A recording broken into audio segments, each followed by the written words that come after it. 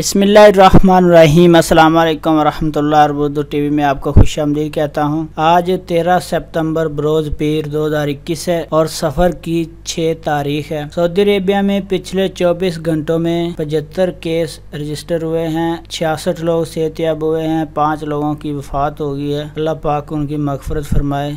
सबसे ज़्यादा रियाद में 35 केस रजिस्टर हुए हैं। मक्का अल मुकरमा में 10, अल शर्किया में 5, अल मदीना अल मुनव्वरा में 5, जिज़ान में 3, असीर में 3, अल गसीम में 3, नजरान में 3, जोफ में 3, हायल में 2, तबूक में 1, अल बाहा में 1, हदूदा अल शमालिया में भी 1 कोरोना का नया केस रजिस्टर हुआ। टोटल सऊदी अरेबिया में 5,46,067 कोरोना के केस रजिस्टर हुए। सेहतयाब होने वालों की तादाद 5,35,144, 8,628 लोगों की वफात हुई। एक्टिव केसेस की तादाद 2,295 है, जबकि इंतहाई निगहदाश्त में जो मरीज हैं उनकी तादाद 481 है।